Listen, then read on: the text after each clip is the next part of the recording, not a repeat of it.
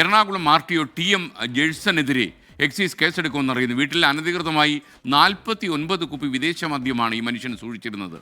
ഇതെല്ലാം മറ്റുള്ളവർ വാങ്ങിച്ചു കൊടുത്തതായിരിക്കാനാണ് സാധ്യത വളരെ കൂടുതൽ. ജെഴ്സന്റെ ബാങ്ക് നിക്ഷേപത്തിൻ്റെ രേഖകളും വിജിലൻസ് പിടിച്ചെടുത്തിട്ടുണ്ട്. കൈക്കൂലിക്ക് ലൈസൻസ് കിട്ടിയ ഉദ്യോഗസ്ഥന്മാരുടെ കൂട്ടത്തിലേക്ക് ഈ മനുഷ്യന് ഉണ്ടാകുമോ എന്ന് സംശയിക്കാൻ ന്യായമുണ്ട്. ശ്യാം കുമാർ കൊച്ചിയിൽ നിന്ന് വിവരങ്ങളുമായി ചേർന്നു. Shyam, good morning. പറയൂ ശ്യാം.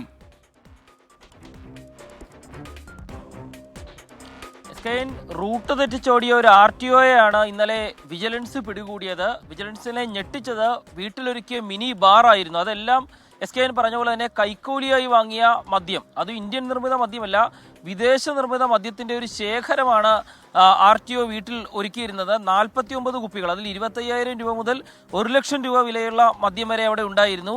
ഇതാണ് വിജിലൻസിനെ ആദ്യം ഞെട്ടിച്ചത്. ഏതായാലും ഇതിൽ വിജിലൻസിൻ്റെ പ്രത്യേക റിപ്പോർട്ടിൻ്റെ അടിസ്ഥാനത്തിൽ RTO ജെഴ്സനെതിരായിട്ട് എക്സൈസ് കേസെടുക്കും. അനധികൃതമായി മദ്യശേഖരം വീട്ടിൽ സൂക്ഷിച്ചതിനാണ് കേസെടുക്കുന്നത്.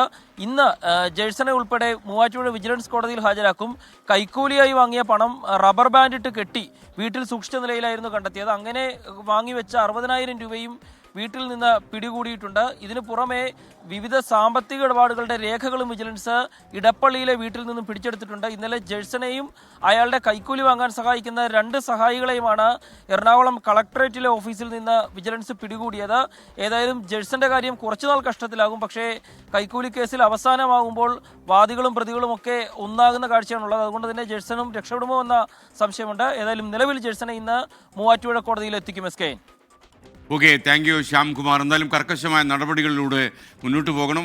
ഒരു കാര്യം ഞാൻ ഇപ്പോഴും സമ്മതിക്കുന്നു, ഏറ്റവും കുറച്ച് കൈക്കൂലിയുള്ള സംവിധാനം പ്രവർത്തിക്കുന്ന കേരളത്തിലാണ്. എന്നാലും ചില ഡിപ്പാർട്ട്മെൻറ്റുകളെ കുറിച്ചുള്ള പേരുദോഷം ഇപ്പോഴും മാറിയിട്ടില്ല.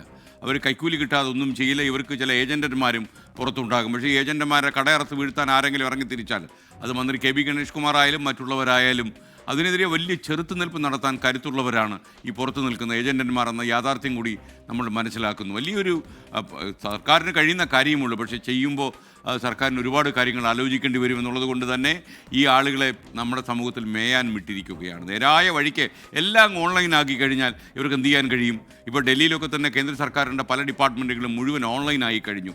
ഓൺലൈൻ സംവിധാനത്തിലേക്ക് പോവുകയാണെങ്കിൽ ഈ റവന്യൂ, ഈ ട്രാൻസ്പോർട്ട്, ഇങ്ങനെയൊക്കെയുള്ള പല ഡിപ്പാർട്ട്മെൻറ്റുകളും ഇങ്ങനെയുള്ള ഈ കൈക്കൂലി ഭൂതത്തിൽ നിന്ന് രക്ഷപ്പെടുമെന്നാണ് ഞാൻ മനസ്സിലാക്കുന്നത്.